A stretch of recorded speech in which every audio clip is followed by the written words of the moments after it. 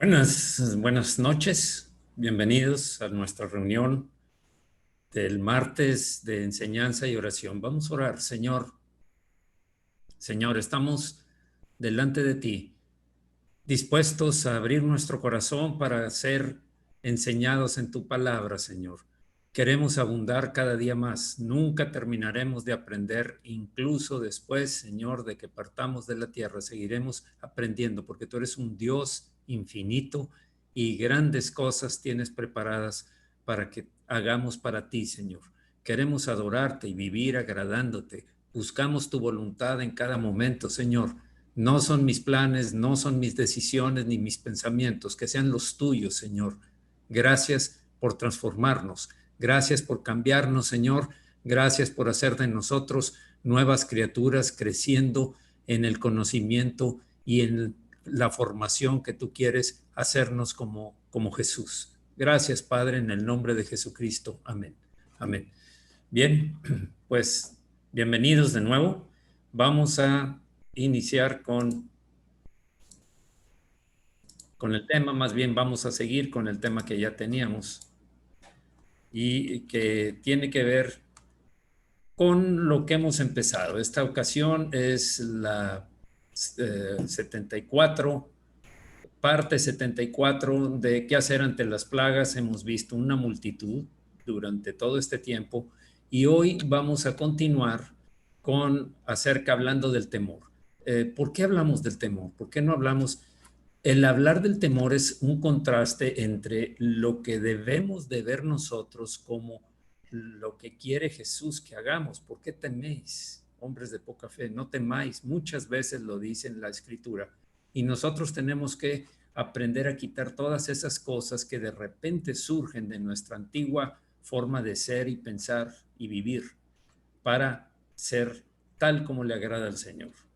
Bien, dice, las causas de temor todas las veces son porque creemos las mentiras que dice el diablo, no porque debamos temer, sino porque caemos en la trampa de la mentira, que es una tentación muy vigente y actual y muy propensos a caer en ellas. Vimos los 9 tipos de temores que hemos estado pues anunciando hasta el momento. Ya vimos el temor al rechazo, terminamos el temor a la muerte y hoy mismo estamos con el temor al mal.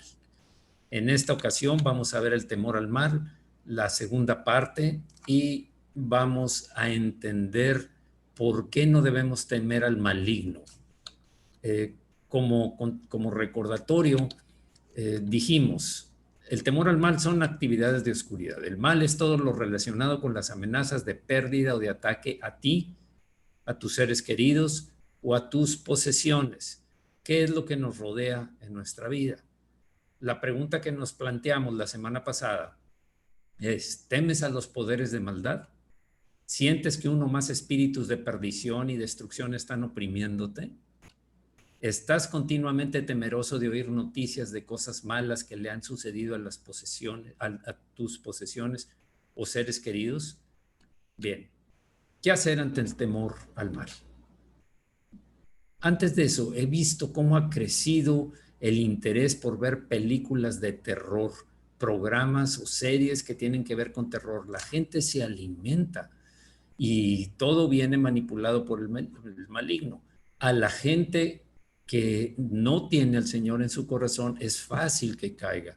Están ávidos de esas emociones, les produce una adrenalina dañina, adrenalina que daña, que destruye su ser, su alma y la hunde todavía más que como está en la oscuridad. Pero también hay creyentes cristianos que tienen esa inclinación, repentinamente esa inclinación a las obras de oscuridad. ¿Por qué? Pues porque todavía hay algo que hay que estar limpiando, venciendo, dándole lugar al Espíritu Santo para que nos llene, ilumine y haga que toda la oscuridad que pueda haber todavía en nuestra mente, en nuestros pensamientos, en nuestros recuerdos, sea quitada. Que el Señor sea dueño de todas las áreas completas de tu ser. Vimos como primer punto, comprende la derrota de Satanás, lo desarrollamos y vimos Colosenses 2:14. Estas son las razones de por qué no debemos temer al mal, o por qué debemos tener confianza en que el maligno no nos puede hacer daño. Esta es la primera, hay muchas más. Primero, debemos de comprender que Satanás es un ser espiritual poderoso, pero derrotado por el Señor. En Colosenses 2:14 vimos, legalmente delante de Dios estableció la ley, entonces legalmente, dice Colosenses 2:14, anulando el acta de los decretos que había contra nosotros, que nos era contraria, y quitándola de en medio y clavándola en la cruz. ¿Cuáles son esos decretos? Sabemos que Dios estableció la ley, los 10 mandamientos, y ahí están enumerados en esta figura que aparece por acá. Ya lo discutimos la semana pasada. Todos hemos de una forma u otra caído en todas estas. No sé si ustedes se sientan que no han pecado en alguna, pero la mayoría lo hemos hecho. La mayoría sí lo hemos hecho. ¿Qué entonces fue? Esos decretos quedaron pagados. Vimos que se usaba que cuando había una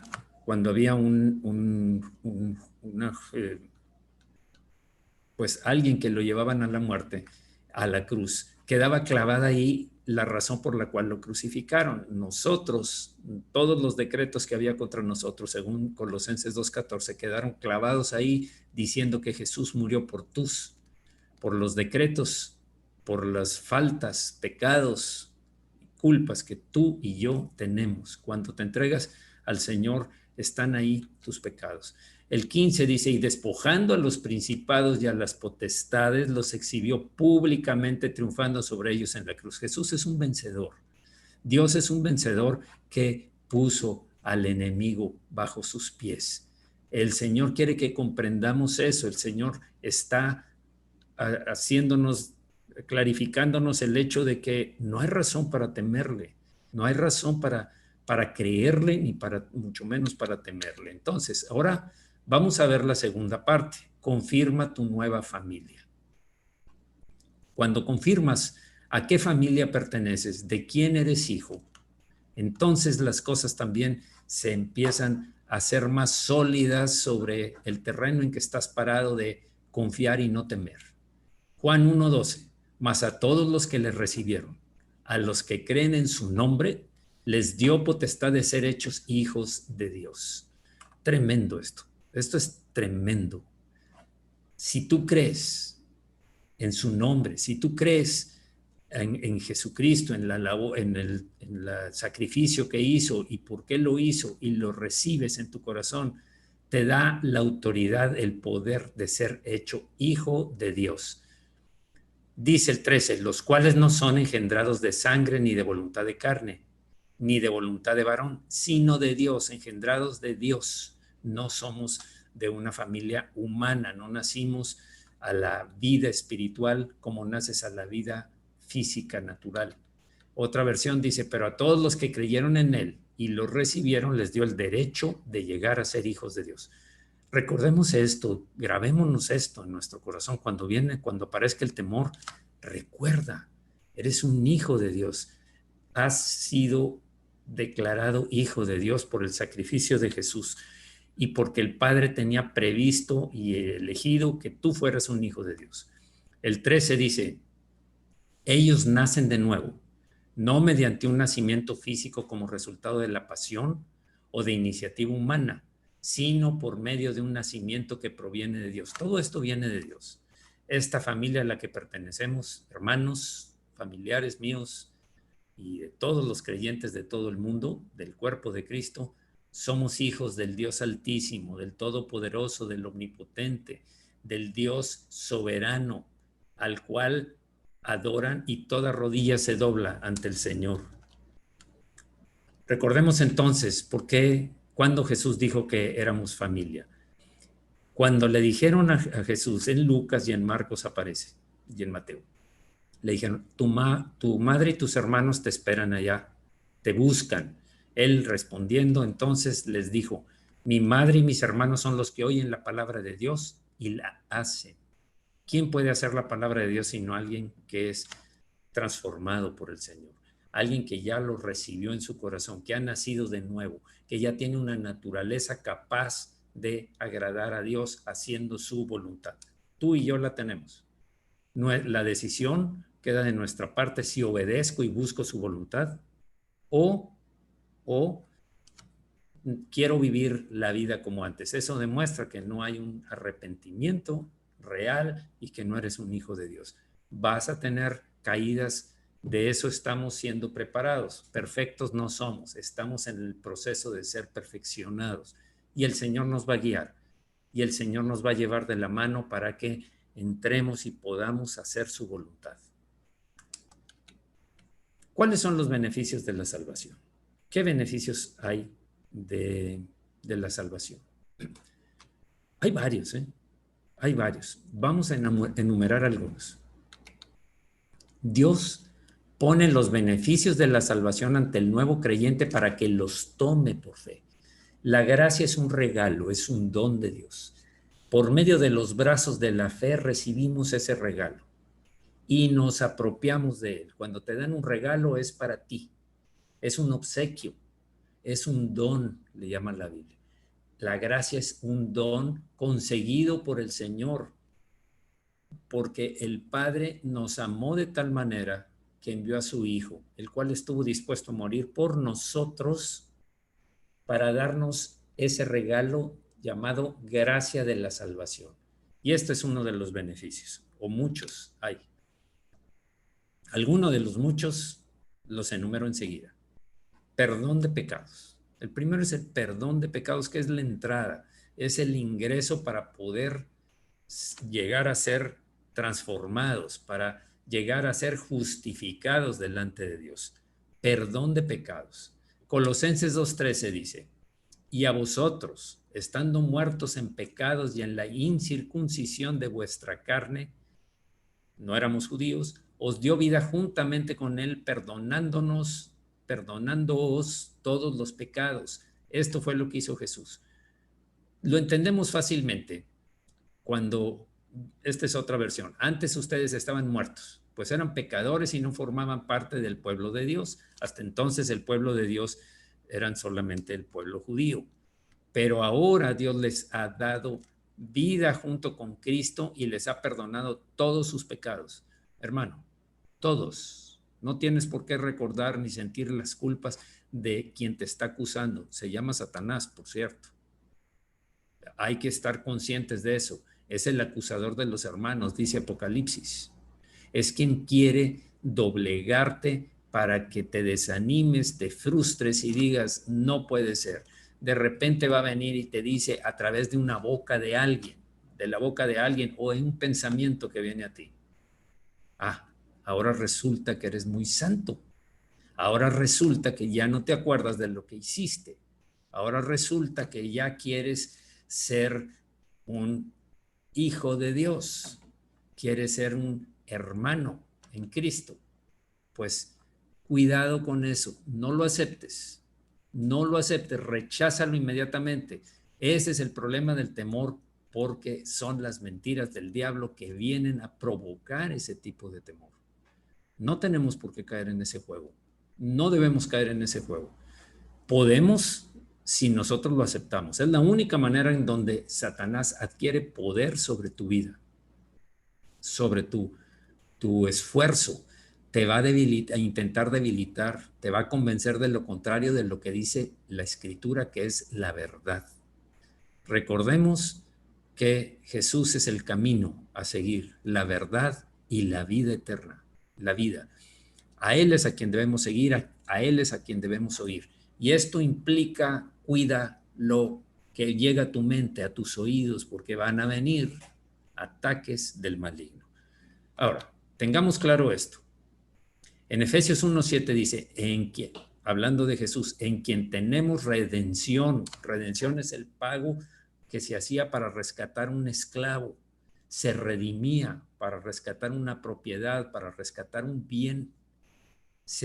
Era la redención por su sangre, el pago de tu vida, de tu alma, por medio de su sangre, el perdón de pecados según las riquezas de su gracia. De nuevo, la gracia es el regalo.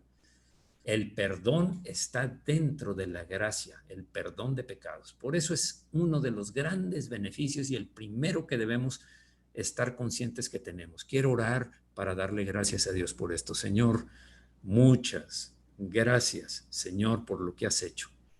Aceptamos, disfrutamos de tu gracia a través del perdón de pecados. Todos tenemos algo en nuestras vidas, lo cual debemos arrancar de nuestro corazón, porque tú ya lo quitaste, Señor.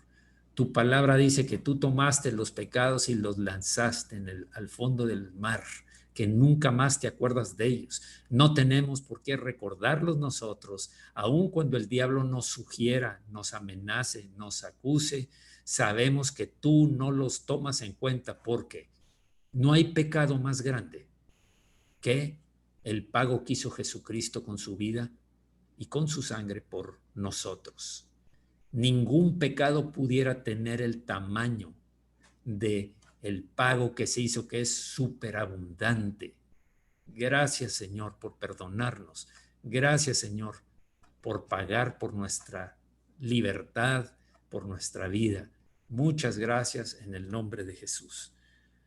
Hay otra versión que dice: en Cristo, gracias a la sangre que derramó, tenemos liberación y el perdón de los pecados, pues Dios ha hecho desbordar sobre nosotros las riquezas de su generosidad, dándonos toda sabiduría y entendimiento, para que quede claro en nosotros que es por gracia, liberación y perdón de pecados, libre del pecado, libre del naturaleza antigua, de la inclinación, del impulso de la naturaleza y de las pasiones para caer en pecado.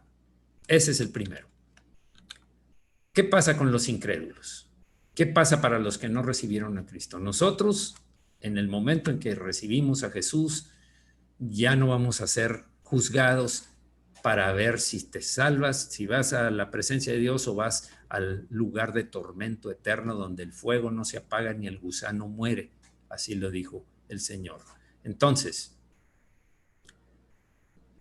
nosotros vamos a ser juzgados, los cristianos vamos a ser juzgados por las obras que hicimos. Está escrito que el Señor ha hecho planes desde antes de la fundación, obras escritas desde antes, obras previstas desde antes de la fundación del mundo para que anduviéramos en ellas. ¿Qué tanto estamos llevando a cabo esas obras? Cada vez que tengas una oportunidad, no te preguntes, ¿será que esta obra es para mí o a lo mejor es para otro? No, tómala. Dios te está dando la oportunidad. Entendamos eso. Dios va a traer frente a nosotros oportunidades, a veces deseables, a veces muy gloriosas, pero a veces muy difíciles. Vimos el caso de la reina Esther. La reina Esther, que tuvo que decir: voy a presentarme delante del rey. Sé que la ley dice que no me puedo presentar sin que él me llame, pero para interceder por mis hermanos judíos voy a ir. Y si perezco, que perezca. Su tío Mardoqueo, que la adoptó como hija, le dijo: mira, tal vez para eso llegaste a ser reina, tal vez para eso te llevó Dios a ese lugar, igual que a ti donde te puso, igual que a mí donde me puso. Dios no es un Dios que actúa dependiendo de las circunstancias. Dios es un Dios que tiene planes, que puede ver aún las ocasiones en las que vamos a caer en pecado. Él las ve y nos habla y nos redarguye el espíritu y nos inquieta, nos pone carga en nuestro corazón. No lo hagas, o haz esto, háblale a tal persona. No le hables, ya no te reúnas con él. O ve y háblale diciéndole que eres un hijo de Dios y que te gustaría compartir con él aquello que a ti te cambió la vida. Y empiezas a decírselo. Recordemos qué va a pasar con los incrédulos. Los incrédulos se van a enfrentar a un juicio diferente, al juicio del gran trono blanco. Dice Apocalipsis: y vi un gran trono blanco, y al que estaba sentado en él, de delante del cual huyeron la tierra y el cielo, porque va a desaparecer todo. Así es que no te preocupes por tus bienes materiales. Todo se va a ir. Úsalos para, para disfrutar, pero también para el reino de Dios, para que toda oportunidad la puedas aprovechar para el reino de Dios, delante del cual huyeron la tierra y el cielo y ningún lugar se encontró para ellos. Y luego dice el 12, y vi a los muertos, grandes y pequeños, de pie ante Dios, y los libros fueron abiertos, y otro libro fue abierto, el cual es el libro de la vida, y fueron juzgados los muertos por las cosas que estaban escritas en los libros según sus obras. ¿Qué hay con esto? ¿No estás en el libro de la vida? ¿Por qué? Porque no tienes la vida eterna, porque no recibiste a Jesús en tu corazón, porque no te diste cuenta de que tenías todos esos pecados que necesitaban el perdón de Dios. La única forma de recibirlo es enfrentarse delante de la ley de Dios, de los mandamientos, como ya lo vimos. Saber que has pecado en mínimo, bueno, no voy a decir número, en todos, de alguna u otra forma, en mayor o menor grado, en todos hemos pecado. Entonces, cuando te das cuenta de eso, ¿cuál va a ser el veredicto aquí? Culpable. Dice la Escritura que aún por uno de ellos es culpable. Tenían que ser totalmente justos, quiere decir cumplir con todos sin fallar en ninguno. Cuando muere alguien en pecado, habiendo violado la ley, se va a encontrar con que no está escrito en el libro de la vida del Cordero, el libro en el cual estamos los que hemos recibido a Jesús. Por lo tanto, ¿qué obras hiciste? Pecaste en esto, en esto, en esto, en esto, y el Señor no se le puede ocultar nada. Recordemos que cuando pecaron, Adán y Eva fueron y se escondieron. Lo primero, decía la vez pasada, lo primero que haces cuando hay pecado es buscas esconderte, que no te vean. Empiezas a alejarte, a aislarte de lo que tenga que ver con el Señor. Es algo que sucede por el temor a la luz. Entonces, en la oscuridad se siente más seguro que enfrentándose a la luz que puede descubrir. Entonces, todas las obras están escritas sin que falte ninguna, las malas, las obras malas y las buenas también. ¿Y para qué sirven las buenas? Para nada. No van a servir para nada. Le decía yo, y lo he comentado en otras ocasiones, que en un tribunal humano, cuando llega una persona que ha asesinado o ha violado cualquier ley, cualquier robado, cualquier cosa, defraudado, que llega y le dice, señor juez, yo quiero decirle que, pero hice también buenas obras, porque yo de lo que robaba se lo daba a los pobres o se lo daba, señor, no lo voy a juzgar por las buenas obras que hace, lo voy a juzgar por las leyes, por las leyes que usted quebrantó. Entonces, eso va a pasar. La sentencia para ellos, desafortunadamente, es la perdición, el sufrimiento eterno. Por eso es tan importante que nosotros tomemos y despertemos a que en tu familia, en nuestras familias, en tus vecinos, en otras personas que te rodean, que Dios ha hecho habitar junto a ti, porque no es casualidad. Dios se encarga de poner gente alrededor nuestro para que le compartamos el Evangelio. Entonces, que se active en nosotros el obedecer la orden del Señor. Vayan por todo el mundo y prediquen este Evangelio a todas las criaturas. El que creyere y fuere bautizado será salvo, mas el que no creyere será condenado. Aquí están los dos. Entonces, uno de los beneficios es el perdón de pecados. Segundo, la paternidad. La paternidad. Este es otro de los grandes beneficios que tenemos. Mas a todos los que le recibieron, a los que creen en su nombre, les dio potestad de ser hechos hijos de Dios, pero a todos los que, bueno, creyeron en él y lo recibieron, les dio derecho de llegar a ser hijos de Dios, ya lo vimos. Por gracia. ¿Qué es la gracia? Gracia es un favor de Dios que no merezco. No merecemos. Nos los da por su misericordia. Solamente. por misericordia, decide darnos el regalo de la gracia. ¿Qué tengo que hacer para tomar ese gran regalo incomparable con todo lo que pudiera haber en todo el mundo? La fe, los brazos de la fe, recibirlo y apropiármelo. Yo recibo la gracia de la salvación. Él entonces, vuelvo a repetir, respondió, les dijo, mi madre y mis hermanos son los que oyen la palabra de Dios y la hacen. Otro, vida eterna. Juan 3:16 dice, porque de tal manera amó Dios al mundo, que ha dado a su Hijo unigénito, para que todo aquel que en él cree no se pierda, mas tenga vida eterna. Vida eterna, a no morir jamás. La vida la empezamos a disfrutar desde ya, desde el momento en que creemos ya está dada la vida eterna y pues precisamente va a ser eterna. Es increíble cómo el enemigo está actuando para hacer todo lo que dice del final de los tiempos. Hoy leía que, no sé si ustedes también en el periódico, que un hombre ya apellidado Bezos, dueño de Amazon y de otra compañía que va a construir naves espaciales para llevar al espacio personas, esa es su intención, y ya ha hecho algunas obras en ese sentido. También quiere hacer otra compañía que se dedique, dice, a producir la vida eterna. ¿Qué? ¿Cómo es eso? Sí, algo de investigación para hacer que las células, para cambiar el programa de las células de irse desgastando. Eso es lo que él trae en la cabeza. Se está refiriendo a una vida eterna en la carne, lo cual sabemos que no va a pasar. Podrán hacer muchos avances, pero la vida eterna de la que estoy hablando aquí es la vida en la presencia de Dios. Es la realmente eterna.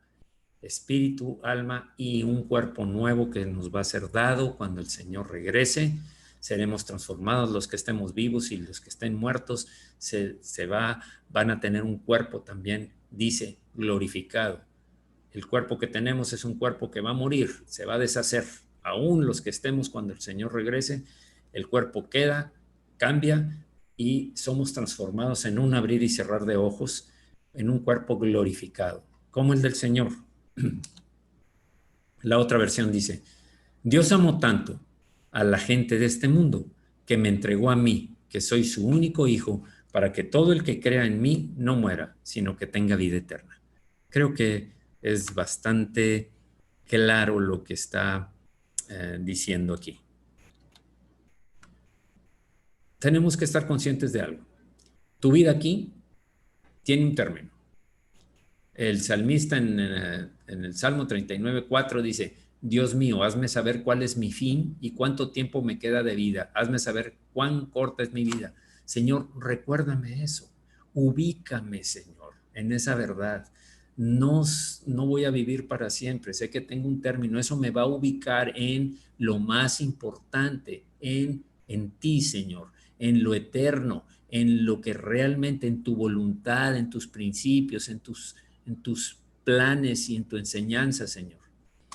Luego estás de pasada, estamos de pasada. Yo estoy a tu servicio, dice el Salmo 119, versículo 17.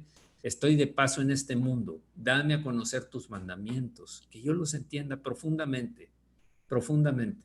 Ayúdame a entender tus enseñanzas maravillosas, que cada día penetremos más. De eso se tratan estas enseñanzas, de eso se trata la escritura, de eso se trata lo que estudias.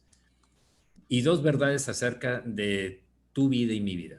Para hacer el mejor uso de tu vida, nunca debes olvidar dos verdades. Primero, comparada con la eternidad, la vida es extremadamente breve, es un suspiro comparado con la eternidad. Segundo, la tierra es solo una residencia temporal.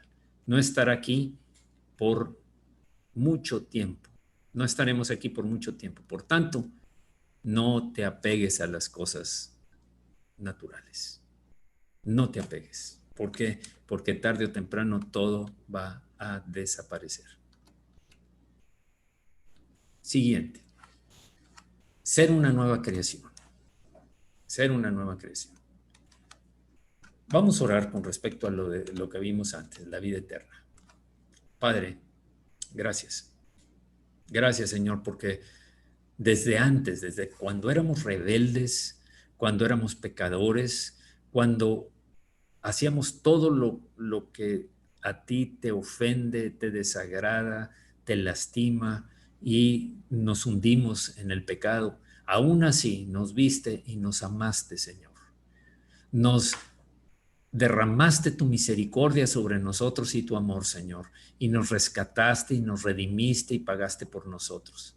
Señor, no solo eso, no solo ya sería grande el hecho de que nos hubieras liberado del pecado y nos hubieras hecho libres para la vida, pero no es donde termina. Otro de los grandes beneficios es que nos diste eternidad. Hay eternidad en nuestro ser desde el momento, una vida eterna desde el momento en que recibimos a Jesús. Gracias, Señor, porque ahora vamos a ir a tu presencia, porque ahora tenemos la oportunidad y el poder a través de tu Espíritu de obedecerte y de hacer obras para que sean para tu gloria, Señor, y no la nuestra, para exaltarte a ti y no a nosotros, Señor, sino a tu nombre daremos gloria. En el nombre de Jesús. Amén. Bien. Ser una nueva creación. Decía, 2 de Corintios 5:17. De modo que si alguno está en Cristo, nueva criatura es. Las cosas viejas pasaron. He aquí todas son hechas nuevas. Lo que era hasta el día anterior a mi conversión, es una parte de la historia. Hoy soy una nueva criatura, una nueva creación. Ahora que estamos unidos a Cristo, somos una nueva creación. Dios ya no tiene en cuenta nuestra antigua manera de vivir, sino que nos ha hecho comenzar una vida nueva, dice otra de las versiones. Aquí está enseñando el apóstol Pablo el principio de la regeneración. Cristo Jesús cambia a aquellos que vienen a Él por fe, a los que están en Cristo. A los que están en Cristo. Nos cambia. Efesios 4:22 lo dice así. En cuanto a la pasada, esto es lo que nos corresponde hacer ahora a nosotros. Esto ya está hecho por Dios, 2 Corintios 5:17. Dios ya no tiene en cuenta nuestra antigua manera de vivir, sino nos hace comenzar una nueva vida. ¿Qué nos toca hacer? En cuanto a la pasada manera de vivir, despojaos del viejo hombre que está viciado conforme a los deseos engañosos de las pasiones de la carne, y renovaos en el espíritu de vuestra mente. Clave, por favor, atención a este versículo, a toda la Biblia, pero del tema que estamos hablando ahora. Renovaos en el espíritu de vuestra mente y vestíos del nuevo hombre. Despójate del viejo traje que tenías, renueva tú el espíritu de tu mente y vístete del hombre nuevo, creado según Dios en la justicia y santidad de la verdad. En la justicia y santidad de la verdad. ¿Cómo puedo renovar el espíritu de mi mente? Ya tienes la respuesta. ¿Qué tienes grabado aquí? ¿Qué es lo más común? ¿De qué está alimentada tu mente? ¿De las cosas del mundo? ¿De las series de TV? ¿De algo de videojuegos? ¿De pláticas que no las comentarías con el Señor estando ahí? Si el Señor estuviera ahí junto a ti, que por cierto, Él está, sus ojos nos contemplan, dice que sobre ti fijaré mis ojos, dice el Señor en el Salmo 32. Entonces, ¿de qué se está llenando? Si se está llenando de basura, lo que se va a producir es basura. Si se está llenando de vida, de poder, de la verdad, de la palabra de Dios, va a ser sencillo para ti despojarte de lo antiguo, que es las mentiras, las malas compañías, las malas palabras, los malos pensamientos, las acciones vergonzosas de pecado, Y al renovar mi mente, estoy llenándola de la palabra de Dios, de sus enseñanzas, sus mandamientos, sus planes, de conocerlo a Él principalmente, de apreciar la hermosura del Señor, de la bondad, todas las cualidades de Dios. Se dice que alabamos a Dios por sus hechos, por sus obras, pero lo adoramos por quien es Él. Adoramos a Dios por quien es Él. Adorar a Dios es contemplar la grandeza, lo sublime de su majestad, de todas las cualidades que Él tiene. Y eso lo haces a través de la Escritura. No basta con leer, porque entonces solo lees, sino medita en lo que está diciendo. Alguien me dice, pero es que yo, el problema que tengo es que no la entiendo muy bien. Léela. Nadie nacimos sabiendo todo. Desde que el primer día que empecé a leer, muy poco entendía, pero había algo que sentía que me estaba llegando, me estaba alimentando. Algunas cosas que tú puedes decir hoy, no, pues es poco. No, no lo es. No lo es. Está creciendo, creciendo, hasta que llegues a conectar muchas cosas y entiendas. Ahora entiendo muchas de las cosas que antes, Antiguo Testamento, ¿qué quieren que lea del Antiguo? ¿Qué de Jeremías? ¿Qué de Isaías? ¿Qué de Ageo? ¿Qué de Habacuc? ¿Qué de los profetas menores? ¿Qué de Moisés y que el desierto y que el tabernáculo? No me da, léelo. Vas a entender, el Señor, el Espíritu que Dios ha hecho morar en ti y en mí, es mi maestro, es tu maestro. Él te va a enseñar todas las cosas.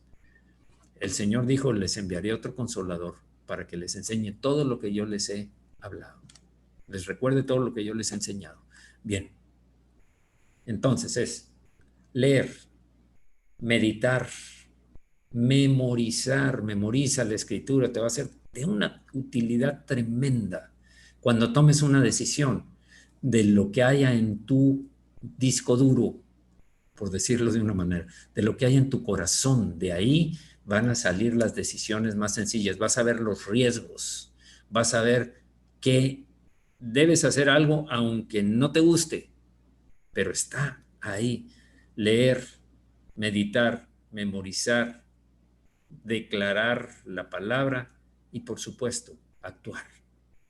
Hablar la palabra y actuar. Actuar conforme a lo que dice la Escritura.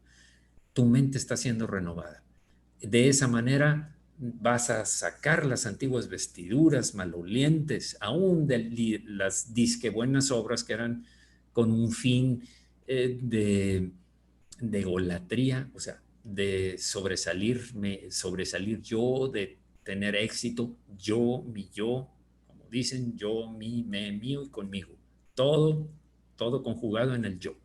Bien, vas a quitar esas vestiduras, renovaste tu mente, ahora te vas a vestir de unas nuevas vestiduras conforme a la justicia y santidad. Dice, vestidos del nuevo hombre creado según Dios en la justicia y santidad de la verdad. Su palabra es verdad. Bien. Antes, vamos a leer. Señor, sí, Señor, gracias por hacernos nuevas criaturas. Gracias, Señor, porque de ninguna manera podíamos haberte agradado y cumplido y entendido la Escritura, porque aunque los judíos conocían el Antiguo Testamento muy bien, tú mismo, a través de tu palabra, dices que tienen como un velo frente a ellos, un velo que no entienden la revelación que tiene tu palabra. Y es hasta que creemos, cuando nos sellas con el Espíritu Santo, cuando el Espíritu Santo pasa a vivir en nosotros, con nosotros, entonces empezamos a entender, ese velo es quitado y podemos entender lo que leemos y se va a grabar en nuestro corazón y vamos a empezar a actuar conforme, pensar y actuar conforme a tu palabra. Gracias, Señor, porque tú lo hiciste posible también como parte de tu regalo, de tu gracia. Gracias, Señor, por darnos ser ahora unas nuevas criaturas nacidas por voluntad tuya, no por voluntad nuestra ni por voluntad de alguien.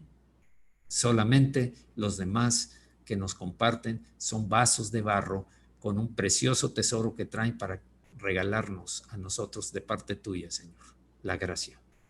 Gracias en el nombre de Jesús. Amén. Bien, sigamos adelante. Somos ciudadanos del reino de los cielos. Esto está extenso, pero debemos entender algo. Filipenses 3:20 dice, nuestra ciudadanía está en los cielos, de donde también esperamos al Salvador, al Señor Jesucristo. Nosotros, en cambio, somos ciudadanos del cielo y esperamos que de ahí vuelva nuestro Salvador, el Señor Jesucristo. Y está escrito, Él volverá por nosotros, por su iglesia. Va a volver. Él dijo que iba a preparar morada para nosotros allá, un lugar donde estar. Somos ciudadanos. Nuestra ciudadanía no está en la tierra. Tenemos el derecho legal otorgado por Dios de ser ciudadanos del cielo. Por eso, si somos ciudadanos del cielo, esto significa que somos residentes extranjeros en la tierra. No pertenecemos a la tierra. Estamos viviendo aquí, residiendo aquí, pero no ciudadanos de la tierra. Esto me pueden entender muy bien, sobre todo los hermanos que están por allá en Estados Unidos y en otras partes. ¿Entiendes lo que es residimos en el extranjero, aquí en la tierra, pero no somos ciudadanos de la tierra? Los extranjeros, vamos a ver qué pasa con los extranjeros, como nosotros. Nos distinguimos en la tierra a lo que hemos venido. Se deja ver a qué hemos venido. Se deja ver cuál es el propósito del que estemos aquí. Se deja ver por nuestras acciones, por nuestras palabras, por nuestra forma de actuar. No sé si les haya pasado, a mí me ha pasado, sin decirles quién soy, a qué me dedico, nada. Me dicen, oye, disculpa, ¿tú eres cristiano? ¿Por qué? ¿Por qué me lo dices? No, pues porque como hablas, como te comportas, cómo le hablaste a esa persona, cómo trataste a la otra. Digo, sí, gracias por decírmelo. Gracias por decírmelo, porque eso es para mí el deseo de mi corazón. Distinguirme de cuál es el propósito para el cual he venido al mundo. Porque les comparto el evangelio, porque por muchas formas de actuar y de hablar. Los cristianos debemos estar tan marcados por su ciudadanía celestial, por nuestra ciudadanía celestial, que pueden ser notados como diferentes. Insisto con lo anterior. Somos diferentes, nos comportamos diferentes. Si acaso tú te arrepentiste realmente y has empezado a cambiar tu mente por lo que dice la Escritura, la nueva criatura que hay en ti, ese nuevo hombre, te deshiciste del viejo, el nuevo hombre, el comportamiento es diferente. Los extranjeros son embajadores que deben buscar el hacer buenas obras en la tierra en la que son residentes. ¿Por qué? Somos luz y somos sal para el mundo. El Señor lo dijo, que seamos como luminares en el mundo, que seamos la sal de la tierra que evita la corrupción de la maldad, del maligno sobre las personas, sobre la gente. Somos como embajadores enviados a un territorio extraño llamado la tierra para llevar y hacer buenas obras, para manifestar el reflejo de la luz del Señor a través de nuestra vida, de nuestras acciones. Somos sal porque no solamente tenemos la justicia, sino manifestamos y andamos en justicia, quiere decir en obediencia a la voluntad de Dios, sal para preservar. Los extranjeros, como nosotros somos extranjeros, no deberían buscar el interferir en los asuntos de la tierra en la que son residentes. A fin de cuentas, nuestro interés es superior en el hecho de que no me voy a meter a juzgar si está bien, si está mal. Voy a hacer lo que me toque hacer. Sin embargo, como ciudadano extranjero, me refiero a ciudadano de los cielos, hacer la obra que Dios me haya mandado hacer en la tierra. Me ha estado desde hace tiempo me ha estado llamando la atención mucho el hecho de que, bueno, la Biblia dice que como el repartimiento de las aguas, como los canales de aguas que se distribuyen sobre la tierra, así está el corazón de los reyes, de los poderosos en la mano del Señor, y Él lo inclina hacia donde Él quiere. Hay muchos ejemplos de estos en la Biblia. Y dice, sujetaos a las autoridades superiores, porque toda autoridad es puesta por Dios. No resistas a la autoridad puesta por Dios porque acarreas condenación para ti mismo. Entonces, yo no me voy a meter a juzgar, yo no me voy a meter a murmurar, ni a reírme, ni a seguir los memes de alguna autoridad que Dios puso, porque entonces estaría hablando en contra de alguien a quien Dios puso. Me convierto en juez de él. Y eso está muy mal visto. Lo hicieron Aarón y María, hermana de Moisés y de Aarón, con Moisés. Su hermano era María en edad. Nació primero María, luego Aarón y luego Moisés. Pero Moisés fue elegido por Dios y hablaron mal de Moisés. Y Dios se enojó, sobre todo con María, que empezó una murmuración. A lo mejor tenía razón, a lo mejor no. Atención, porque sí había algo de lo que dijo ella, pero no era, dice, no hablaron contra ti, Moisés. Cuando Moisés le dice, Dios, perdona, no hablaron contra ti, hablaron contra mí. Y tuvo un castigo, María, por eso. Entonces, ¿por qué nos tenemos que meter como si fuéramos jueces de las autoridades puestas por Dios? ¿Cuándo ves en la Escritura que juzgaron al César o que hablaron del César o que se burlaron del César, que maltrataba, que quemaban gente, que las ponían como para iluminar las calles, como teas humanas, como antorchas humanas? ¿Cuándo se dice eso?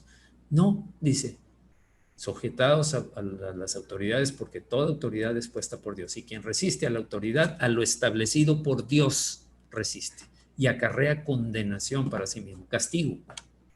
Entonces, esa es la que me había estado viniendo porque tengo pendiente tratar ese tema, es muy delicado. Los extranjeros tienen privilegios y también deberes. No están bajo las mismas obligaciones como ciudadanos de la tierra en la cual residen, pero tenemos deberes para con el Señor. Deberes de comportamiento. Hay autoridades puestas por Dios en la tierra, sujétate. Pero no sé, a menos que vayan en contra de la autoridad directa de Dios, sujétate. Y hay ejemplos. En alguna ocasión lo veremos. Los extranjeros no son elegibles para las mismas recompensas y reconocimientos como ciudadanos de la tierra en la que residen. No busques la fama, no busques la gloria de los hombres. ¿Sabes por qué? Porque tú no eres de aquí. Tú no eres para complacer al público presente y ausente. Tú estás aquí para complacer al Padre. El que no hace la voluntad de mi Padre, ese será desechado, dijo Jesús. Pero Señor, si profetizamos en tu nombre, hicimos muchos milagros, echamos fuera, apartados de mí, hacedores de maldad, porque no hiciste la voluntad de mi Padre. Entonces, no busquemos la fama aquí. No te reconocen por algo, mejor, porque el Señor dice, si tienes persecución, eres bienaventurado, los que padecen persecución por causa de mi nombre.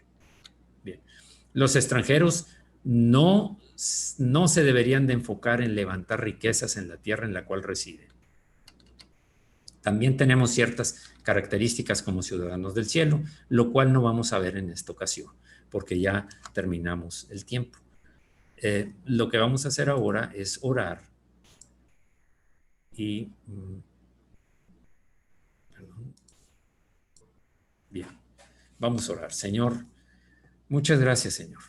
Queremos ser embajadores dignos del reino, embajadores que representemos al reino de los cielos aquí en la tierra, que representemos y hagamos las obras que tú tienes planeadas para nosotros, que realmente seamos luz y sal en la tierra, que realmente, Señor, manifestemos el olor de tu presencia en el mundo. delante de ti. Tal vez el mundo nos juzgue mal, nos deseche, nos menosprecie, nos critique, pero sabemos que la gloria que buscamos no es la de los hombres, sino tu gloria, Señor. Como dijo Pablo, yo en muy poco tengo el ser juzgado por tribunal alguno, humano alguno. Señor, vivimos, trabajamos, hablamos, pensamos, decidimos para agradarte a ti, Señor. Gracias, Señor, por tantos y tantos beneficios que nos has dado. Gracias, Señor, por transformarnos y todavía estar trabajando en nosotros. Todavía está tu espíritu moldeando muchas de las áreas que tenemos, Señor. Queremos ser dóciles, queremos ser obedientes a la instrucción de tu espíritu, a tu palabra, Señor. En el nombre de Jesús, la gloria, la honra, el poder, la alabanza son tuyas, Señor. El imperio para siempre. Gracias en el nombre de Jesús. Oro también por todos aquellos enfermos, Señor, para que sean levantados y puestos en pie. Cualquier enfermedad, cualquier padecimiento, cualquier cosa que estén sufriendo ahora mismo. Solamente tú, Señor, puedes tocarlos y serán sanos, como los leprosos, como la suegra de Pedro que tenía una gran fiebre y estaba en cama y tú la tocaste y se levantó a servir. Como tantos y tantos, también por los que tienen enfermedades en el alma, que tienen sus emociones, heridas emocionales, Señor, recuerdos dolorosos, que pueden estar sonriendo por fuera con una máscara de gozo, de alegría, pero adentro están padeciendo. Señor, derrama tu ungüento, el ungüento de tu espíritu para sanar esas heridas. Señor, gracias, porque todos aquellos que están privados de su libertad siguen abundando, creciendo en conocerte y en agradarte a ti, Señor. Gracias en el nombre de Jesucristo. Gracias, gracias, Señor, en el nombre de Jesús.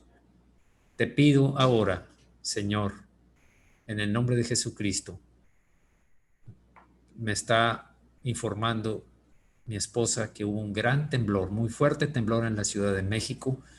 Te pido porque todas esas personas que están padeciendo ahorita, que están con temores, angustiadas, corriendo, tal vez edificios que se derrumben, Señor, yo te pido que intervenga tus ángeles enviados por ti para guardar, para proteger, para que haya una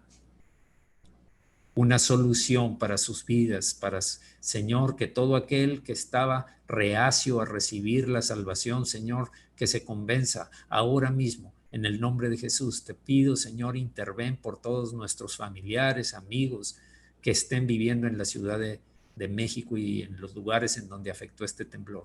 Te lo pido en el nombre de Jesucristo. Gracias, Señor, en el nombre de Jesús, por todos aquellos que siguen ofrendando tal como para agradarte a ti, Señor. En el nombre de Jesús. Amén. Amén. Bien, pues vamos a